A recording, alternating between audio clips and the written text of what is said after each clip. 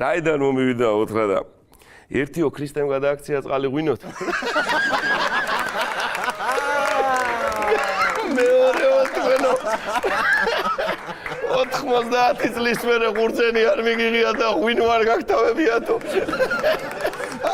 კაცი, რომელიც მაცხოვარზე სამთავრობო მედიის ეთერში ანეკდოტებს ყვება და წამყვანთან ერთად იესოს პირველ სასწაულს აშარჟებს, ბათუმის თეატრის დირექტორია.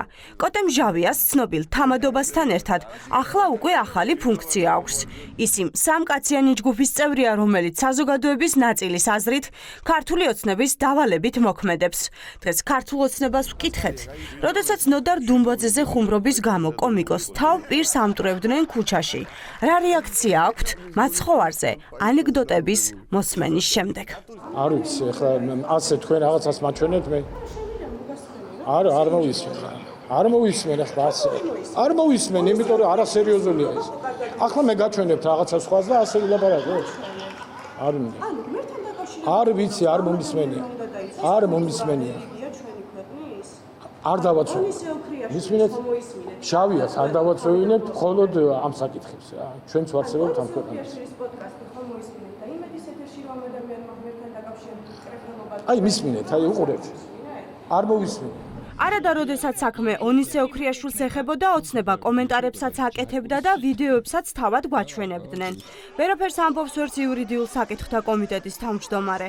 რელიგიური ღირებულებების დასაცავად კანონმდებლობის შექმნაზე ახალმა საინიციატივო ჯგუფმა კონსულტაციები სწორედ მასთან უნდა გაიაროს. ფასეულობების და სიწმინდეების დასაცავი კანონმდებლობა სწორედ პარლამენტის ჯგუფში გამოჩენილმა დეპუტატმა უნდა შექმნას. მოდი ჯერ ამ კითხვაზე, ჯერ მოდი გამეცით ამ კითხვაზე, ჯერ ამ კითხვაზე გამეცით პასუხი და შემდეგ გავაგრძელებთ. მისაღები არის თუ არა?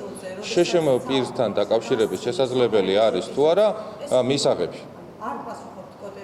მე შემხედრე კითხვა მაქვს. მოდი ამ კითხვაზე თქვენს მკითხველობაში შემხედრე კითხვა მაქვს უკაცრავად.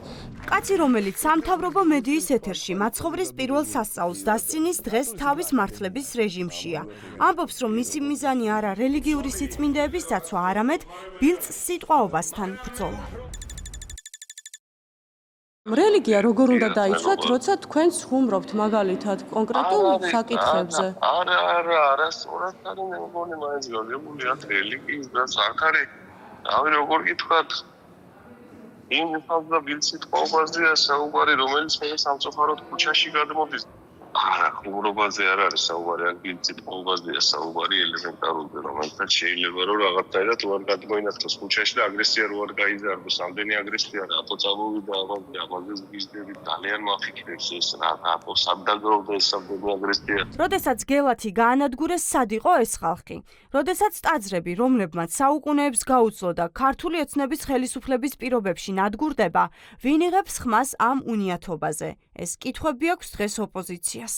მე მაგალითად ერთი ძალიან მძიმე ამბავი ვიცი, რომ ამ წლების განმავლობაში გელათი ჩვენი უნიკალური ძეგლი რელიგიური თვალსაზრისით, კულტურული თვალსაზრისით, სამეცნიერო თვალსაზრისით არის უმძიმეს მდგომარეობაში და ამაში ქართული ოცნების მაღალჩინოსნებს მიუძღვით საკმაოდ დიდი წვლილი. საინტერესოა ეს ადამიანები, მათ თუ შესწავლთ იმის ძალა უნარი, ოცნებისგან, თავად ოცნებისგან დაიცვან ჩვენი კულტურული მემკვიდრეობის ძეგლები, ჩვენი რელიგია და ეროვნული ღირებულებები. საინტერესოა რა გიგმები აქვს ამ მიმართულებით. კიდევ ერთხელ ხაზგასმით უნდა აღინიშნოს, დღეს თუ ვინმესგან ჩვენი კულტურული მემკვიდრეობის ძეგლები, რელიგია და ეროვნული ღირებულებები არის დასაცავი, ეს არის თავად ოცნება. ორი ინიცირებული ორგანიზაცია და შემდეგ დუმილი. ეს რეალობა გვაქვს ქვეყანაში.